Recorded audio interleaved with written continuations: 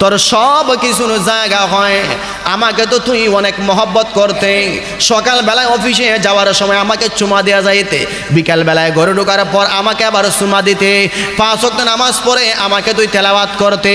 এখন তোর প্যান্টের জায়গা হয়, এখন তোর পায়জামার জায়গা হয়, এখন তোর শার্টের জায়গা হয়।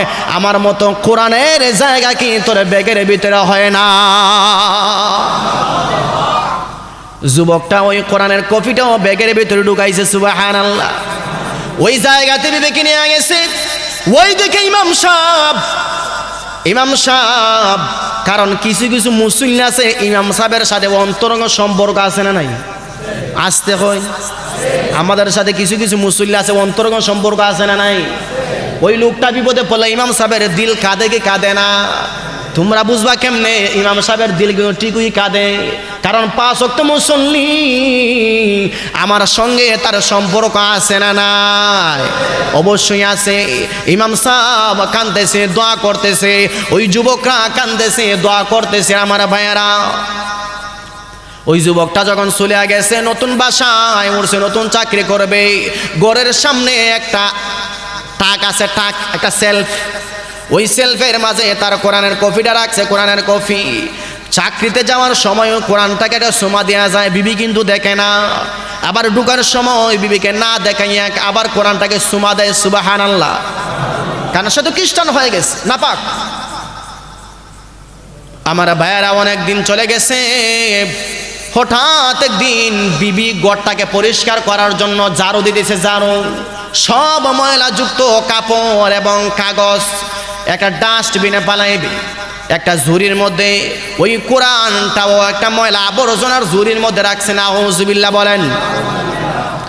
মুসলমান, এখান থেকে একটা জিনিস বুঝেন, আমরা তো নামে মুসলমান কিন্তু কাজে তো মুসলমান এখনো হইতে পারলাম না।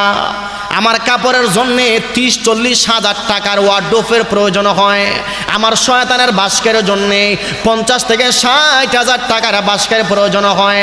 আমার ডিসের মেশিনের জন্যে 20 থেকে 30 হাজার টাকার বক্সের প্রয়োজন হয়। কিন্তু আহকামুল হাকিম আল্লাহর কোরআন,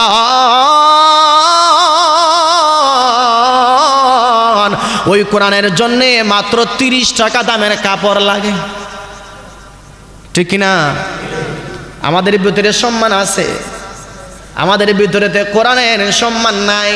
আজকে কোরআনের চাইতে আমরা টিভিকে সম্মান দিই বেশি, আজকে কোরআনের চাইতে আমরা নিজের কাপড়কে সম্মান দিই বেশি। কথা বলেন ঠিক না?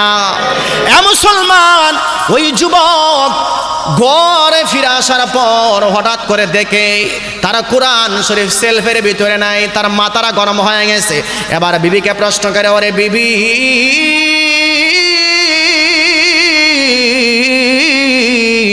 আমার কোরআন এখানে ছিল, কোরআনটা গেল কোথায়? এবার বিবি বলতেছে, ও আমার প্রাণের স্বামী, তুমি তো খ্রিস্টান হয়ে গেছো, আজকে 3 বছর হয়ে গেছে। 3 বছর যাবত তুমি তো কোরআন তেলাওয়াত করো না। ওই কোরআন দিয়া তুমি কি করবা? আজকে গোটা ঝাড়ু দিছিলাম ময়লা আবর্জনা, আর ওই ডাস্টবিনে আমি কোরআনটাকে ফালাইছি। নাউজুবিল্লাহ। আর একটু জোরে বলেন নাউজুবিল্লাহ। কোরআন ফালানোর জায়গা কি ডাস্টবিন? কথা বলেন, কথা বলেন, ডাস্টবিন।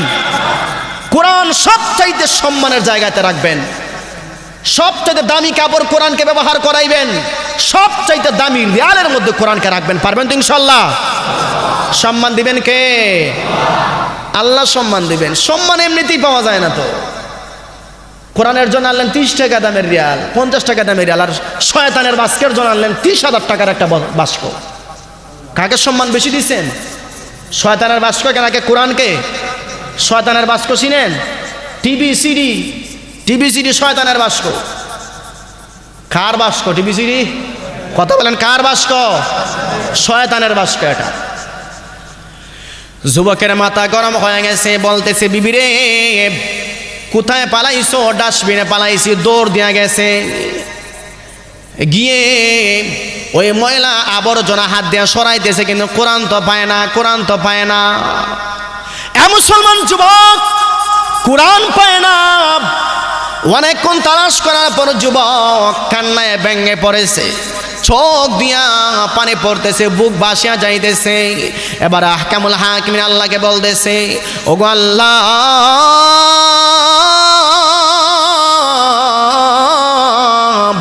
আমার মনে হয় আমার উপর তুমি রাগান্বিত হয়ে গেছো। ও মালিক, পৃথিবীর শ্রেষ্ঠ ধর্ম মুসলমান ইসলাম ধর্ম আমাকে দিছো, আমি এটার মর্যাদা রাখতে পারি না, খ্রিস্টান হয়ে গেছি, অন্ধ হয়ে গেছি। এত সম্মান কোরআন কোরআন আমাকে দিছো, কোরআনের মহব্বতটা কিন্তু এখনো আমার ভিতরে আছে। ও মালিক, ওই কোরআনটাকে আমার কাছ থেকে তুমি ছিনায় নিয়ে নাও গো মালিক। ও আল্লাহ, তোমার সঙ্গে আমি ওয়াদা করলাম আমি আর খ্রিস্টান থাকবো না, আমাকে কোরআনটা ফিরিয়ে দাও, কোরআনটা ফিরিয়ে দাও। হে মুসলমান, এবার যুবক বিসমিল্লাহ বলিয়া যখন আবার ময়লা সরাইতেছে, মহান আল্লাহ রাব্বুল আলামিন তার চোখের সামনে কোরআনটাকে তুলিয়া ধরছে। কোরআনটাকে নিয়ে ময়লা পরিষ্কার করিয়া চুমা দিতেছে, বারবার চুমা দেয়, বারবার চুমা দেয়, বুকে লাগায়, মাথায় লাগায়, বারবার চুমা দেয়, বুকে লাগায়, মাথায় লাগায়। এ মুসলমান, এবার বিবির সামনে গিয়া বলতেছে, ওরে আমার বিবি, ভালো করে শোনো, তোর প্রেমে অন্ধ হইয়া পৃথিবীর শ্রেষ্ঠ ধর্ম ইসলাম আমি ছেড়ে দিয়েছিলাম, ধর্ম অন্ধ হয়ে আল্লাহকে ছেড়ে দিয়েছিলাম, কোরআনকে ছেড়ে দিয়েছিলাম, নবীকে ছেড়ে দিয়েছিলাম। রে বিবি শোন, তোর ধর্মে অন্ধ হয়ে আমি কোরআনকে ছেড়ে দিয়েছিলাম। না না না না, আমি আহকামুল হাকিমিন আল্লাহর সঙ্গে ওয়াদা করেছি, আর আমি নাপাক থাকবো না, আর খ্রিস্টান থাকবো না। ওই কোরআনকে আমি বুকে ধরলাম, কোরআন সারমায় আমি বাঁচবো না। তোকে কোন আমি ডিভোর্স দিয়ে দিলাম, তোকে ছেড়ে দিলাম, আমি আগের জায়গায় চলে যাই, আমার কোরআন নিয়ে আমি আমার আগের ধর্মে ইসলাম ধর্মে দীক্ষিত হয়ে গেলাম। যুবক আবার কোরআন নিয়ে এই যে আমেরিকার ক্যালিফোর্নিয়া প্রথম যে স্টেট, যেই জায়গাতে চাকরি করতো ওই জায়গাতে চলে গেছে। চলে যাওয়ার পরে ফজরের ওয়াক্ত হয়ে গেছে, গোসল করছে, গোসল করার পরে যখন আজানা হয়ে গেছে, মসজিদে ঢুকবে নামাজের জন্য, শরম লজ্জা, আল্লাহ 3 বছর ধরে নামাজ পড়লাম না, এই মসজিদে আমি কি করে ঢুকি, লজ্জা শরমে মসজিদে ঢুকছে, কিন্তু সামনের কাতারে যায় না, না গিয়া কে যেন পিছন দিক দিয়ে বারবার তাকে ধাক্কা দেয়, যুবক সামনে যাও, সামনে যাও, সামনে যাও।